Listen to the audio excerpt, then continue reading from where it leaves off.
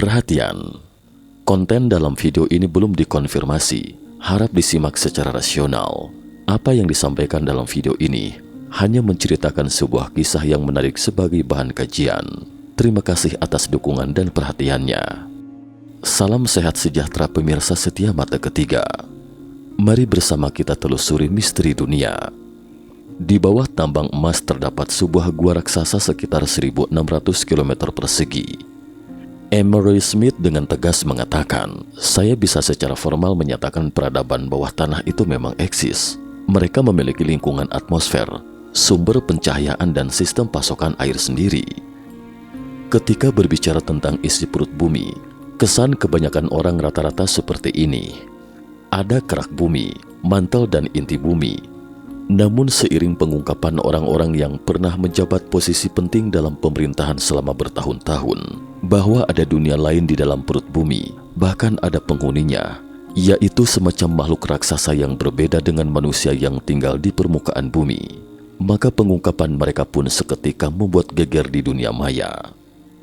Mereka menduga mungkinkah kita telah dibohongi selama ini.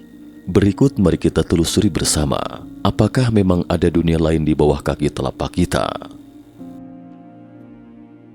Insiden di Pangkalan Dulce, New Mexico, AS, 1979. Mungkin sebagian pemirsa pernah mendengar tentang insiden Dulce, yaitu baku tembak antara manusia dan alien.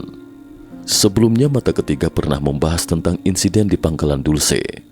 Di sini Mata Ketiga akan memberikan gambaran singkat tentang apa yang terjadi pada tahun 1979. Ketika itu Phil Schneider, seorang mantan insinyur yang bekerja di sebuah fasilitas rahasia milik militer AS yang berada di bawah tanah, mengungkapkan dalam pidato publik tentang bentrokan yang dialaminya dengan alien. Dalam pengungkapannya, ia menyebutkan bahwa pada tahun 1979, ia direkrut oleh negara sebagai seorang ahli geologi untuk berpartisipasi dalam proyek rahasia di bawah tanah Dulce, New Mexico, AS. Menurut rencana awal, mereka perlu meledakkan dulu 4 lubang besar di bawah gurun Dulce, kemudian menggali jalur yang dapat menghubungkan ke-4 lubang tersebut. Namun Phil tak menyangka, ternyata sudah ada sebuah gua besar di dalamnya. Menurut Phil, lingkungan udara di sana segar dan terlihat seperti ada orang yang sudah lama tinggal di sana. Phil dan sekelompok tentara yang menyertainya memasuki gua melalui lift untuk mencari tahu. Tepat pada saat itu, sekelompok makhluk humanoid dengan perawakan pendek dan bentuk muka yang ganjil muncul di depannya. Menurut cerita Phil, sekelompok makhluk itu mirip dengan alien Grey yang legendaris. Sepasukan Phil yang terkejut secara naturi pun mencabut senjata mereka dan menyerang makhluk aneh itu. Namun mereka bukan hanya tidak mundur, justru membalas dengan tembakan senjata laser. Dalam pertempuran sengit itu, Phil terkena tembakan laser. Dadanya terbakar parah dan sebagian jari tangan kirinya juga terpotong dalam sekejap. Di saat kritis, seorang prajurit yang menyertainya mendorongnya ke lift sehingga lolos dari maut. Kemudian Phil menghabiskan masa pemulihan yang cukup lama di rumah sakit. Selama pemulihan, dia diberitahu bahwa dari 69 orang yang masuk ke gua, hanya dia dan 2 orang Kanada lainnya yang selamat, sementara sisanya tewas. Tak lama kemudian, Phil diperintahkan tutup mulut untuk tidak mengungkapkan insiden tersebut. Saat itu ia terpaksa memilih diam demi karirnya. Namun sebuah kecelakaan yang terjadi pada tahun 1953 membuat Phil memutuskan untuk membeberkannya.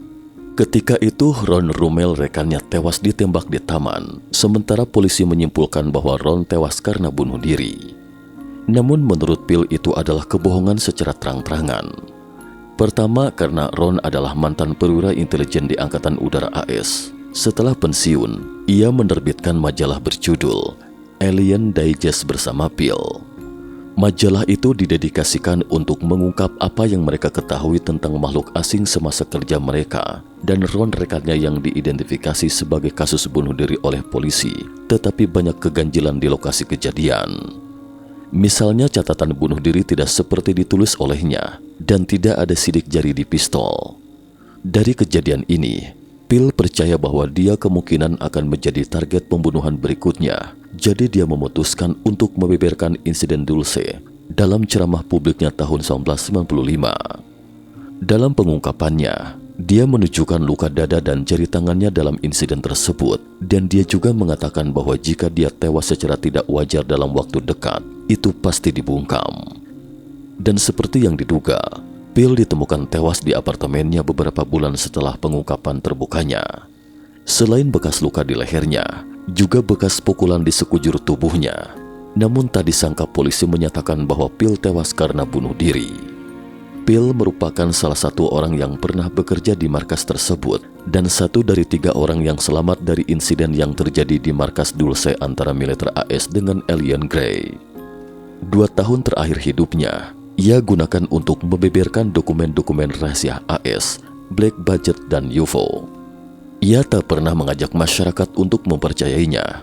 Namun ia hanya mengatakan jika mereka, publik, hidup dalam sebuah panggung sandiwara yang megah. Ketika ia membeberkan rahasia markas Dulce beserta insiden yang terjadi pada tahun 1979, ia enggan untuk memberitahu lokasi markas tersebut karena ia yakin pemerintah akan berusaha untuk menutupinya kembali dan membuat publik untuk tidak mempercayainya apa yang ia katakan. Mengapa saya mengatakan 2 tahun terakhirnya? Karena Phil sekarang sudah tewas. Ia ditemukan dalam keadaan tak bernyawa lagi di apartemennya pada tanggal 17 Januari 1996. Ia diduga dibunuh, namun meskipun ia telah tewas, ia meninggalkan sebuah catatan tentang insiden yang menimpanya di markas rahasia tersebut. Berikut adalah catatannya yang telah kami terjemahkan. 66 agen Secret Service, FBI, pasukan Baret Hitam dan semacamnya, tewas dalam baku tembak tersebut dan aku di sana saat itu, kata Phil. Karena Phil mengungkapkan keberadaan makhluk bawah tanah dalam pidato terbukanya. Setelah itu dia beberapa kali menyebutkan bahwa dia mungkin akan dibungkam, sehingga kematiannya menarik perhatian media. Kemudian untuk meredam kasus tersebut, pemerintah pun mengklarifikasi bahwa Phil adalah sosok orang sakit jiwa dan dia tidak pernah bekerja untuk militer AS.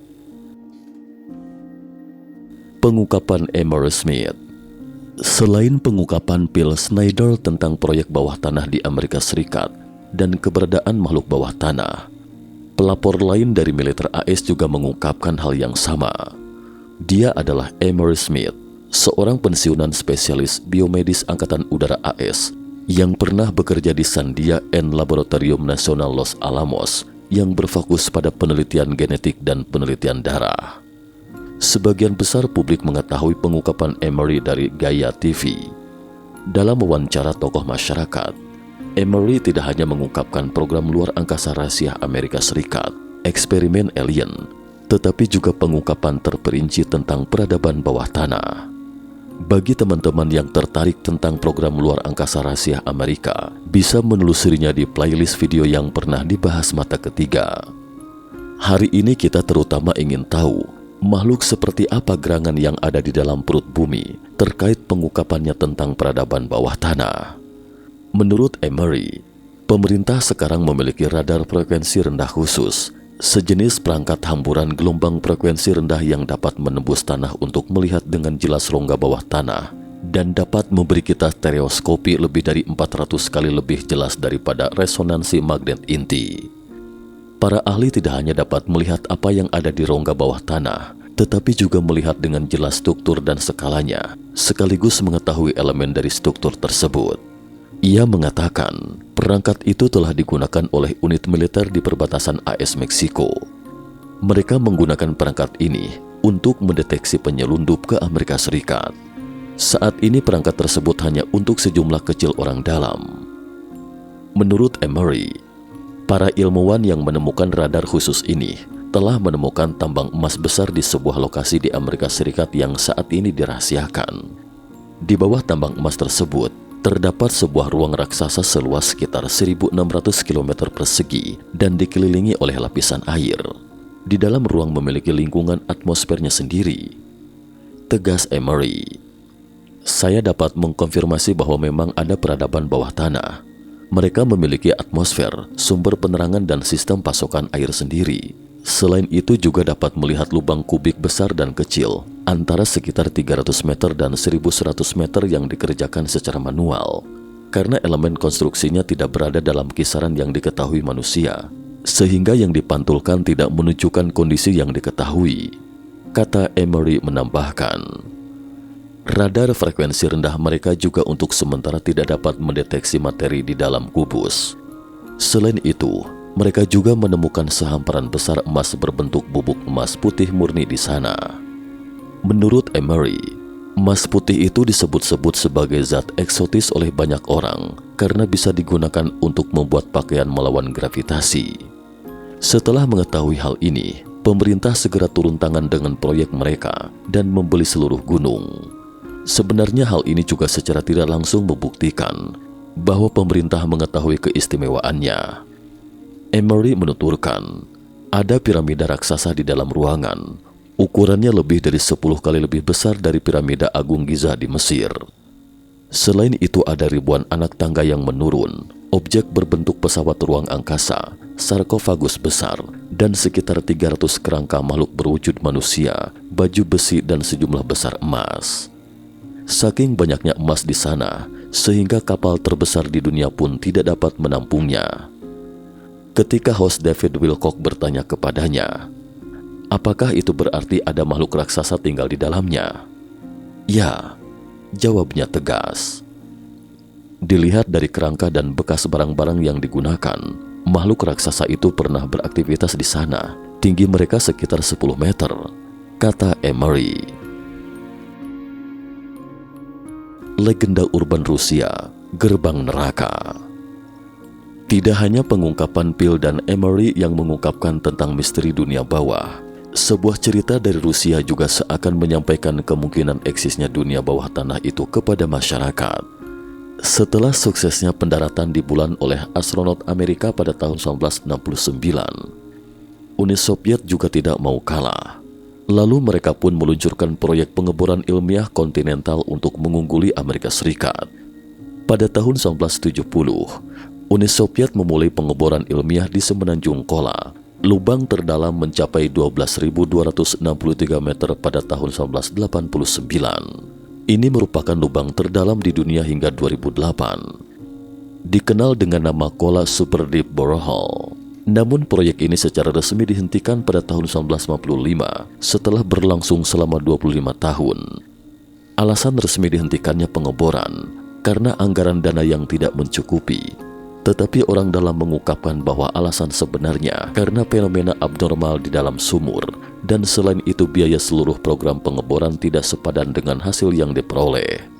Konon ketika pengeboran mencapai kedalaman 9.500 meter, mata bor memasuki lapisan bumi dengan kandungan emas yang sangat tinggi. Dan dari hasil analisis batu yang dikeluarkan, ditemukan kandungan emas di sana tak disangka mencapai 80 gram per ton. Ini adalah harta karun yang fantastis. Kemudian ketika mata bor mencapai sekitar 12.000 meter, orang-orang mendengar raungan seperti orang tersiksa dari lubang. Menurut petugas di tempat, mereka sontak terkejut ketakutan karena mengira telah membuka gerbang neraka. Tetapi beberapa orang memberanikan diri dengan memasukkan mikrofon anti panas ke dalam sumur dan merekam suara untuk membuktikan bahwa itu bukan dibuat-buat.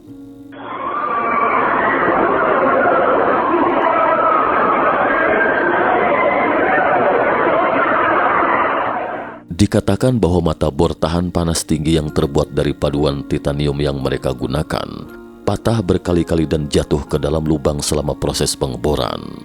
Saat ditarik keluar, hanya tersisa tali kawat.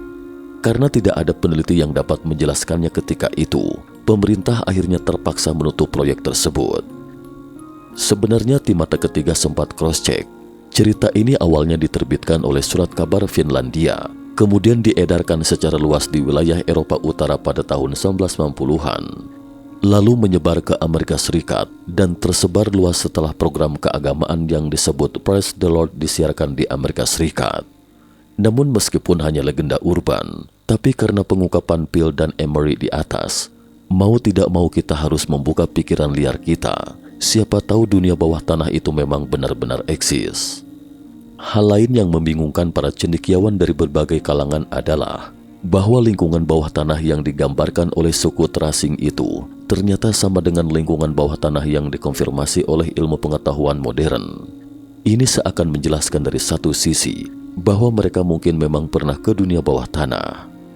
Di hutan Amazon utara Brazil, tinggallah suku Makusi. Para ilmuwan menemukan bahwa mereka telah terisolasi dari dunia sebelum abad ke-18. Anehnya mereka sangat yakin bahwa mereka adalah penjaga dunia bawah tanah. Di dunia mereka ada makhluk raksasa di bawah tanah. Tingginya sekitar 3 hingga 4 meter. Dan mereka bertemu di lokasi rahasia bawah tanah setiap 2 minggu dan membawakan mereka makanan seperti ikan dan makanan lainnya. Banyak orang berpikir bahwa ini hanyalah mitos dan legenda suku primitif mereka. Tetapi yang mengejutkan para ilmuwan adalah ketika mereka menggambarkan jalan menuju dunia bawah tanah. Ternyata mereka tahu persis bahwa semakin masuk ke dalam semakin panas. Mereka juga tahu ada batuan panas di sana. Dan di sana mereka akan bertemu dengan makhluk bawah tanah dan mendapatkan makanan. Para cendekiawan dari berbagai kalangan hanya bisa terheran-heran akan hal ini karena bagaimana ceritanya suku primitif seperti mereka yang tidak pernah mengenyam pendidikan modern itu tahu ada bebatuan panas di dalam perut bumi. Bagaimana pendapat teman-teman? Apakah Anda percaya dunia bawah tanah itu ada? Cukup sekian dulu topik kita hari ini. Terima kasih atas perhatiannya.